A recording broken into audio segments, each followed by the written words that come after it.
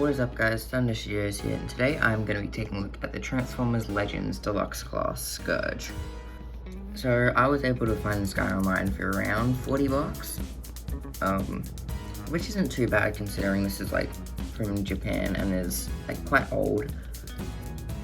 But I wasn't expecting to like it as much as I did. It's actually really fun, especially the headmaster up here. It has a really cool design with like the little thing at the top there, which does sometimes go in.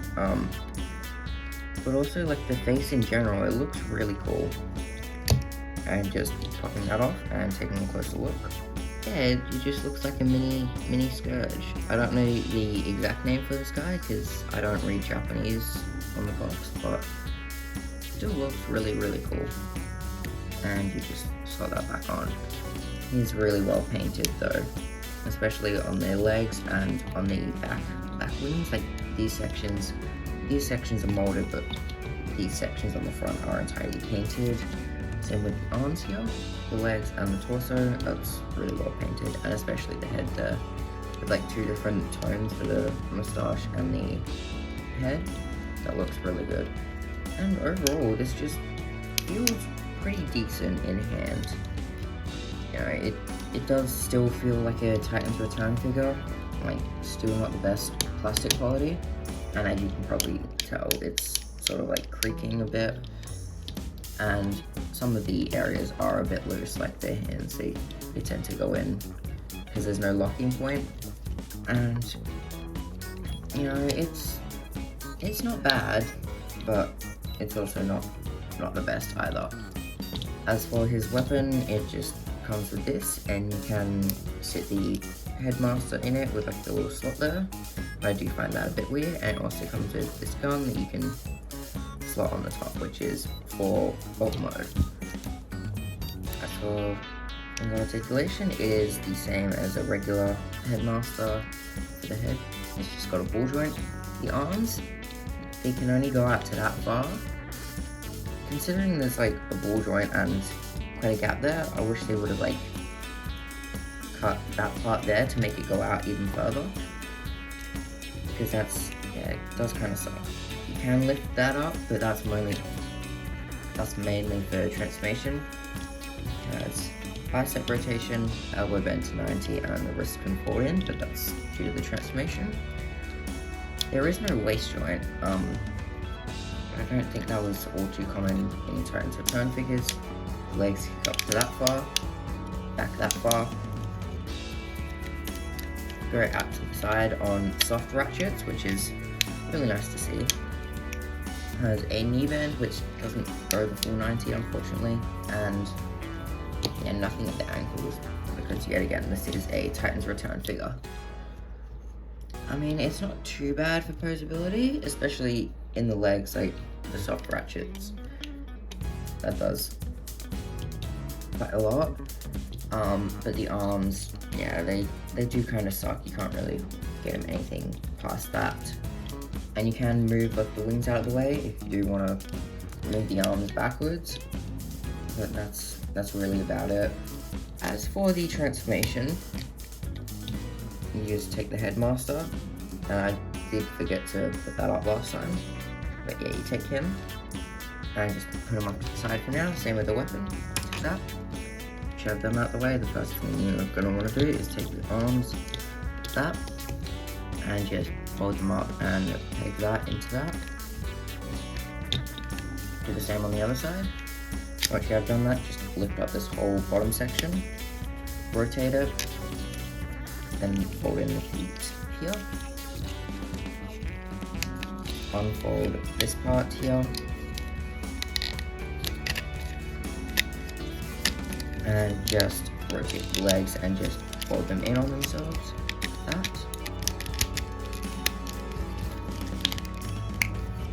and just make sure it pegs in. Then once you have done that, fold these flat, then just take the sides and fold them down, and they should peg into the arms there.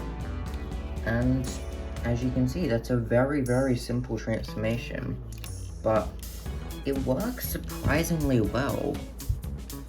and it looks really good. But yeah, you just need to take the headmaster, flip up this section, pop them in, fold that, and then you take the gun, this top thing, and you put that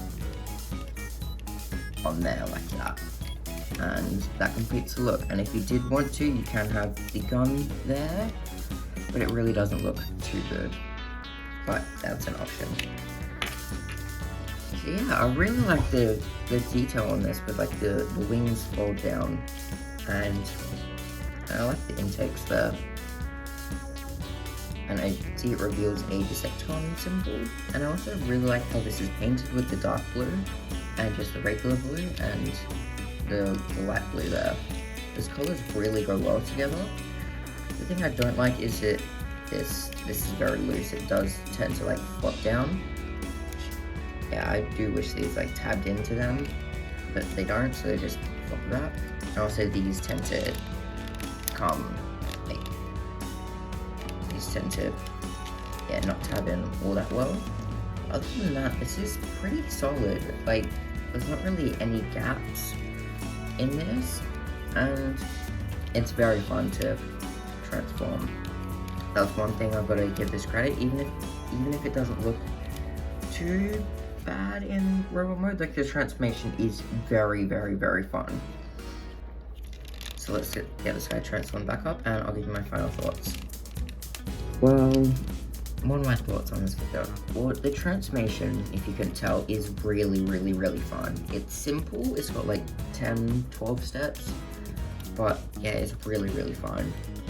The rest of the figure, not so much. I do like the headmaster gimmick, but like, some of them can be, not this one in particular, but like it can be like really, really loose and come off all the time. I do really like the paint apps on this. This is what this whole series was for, the Takara Legends. They take the Hasbro molds and put quite a lot of paint and the correct colors on that, and I really like that about this.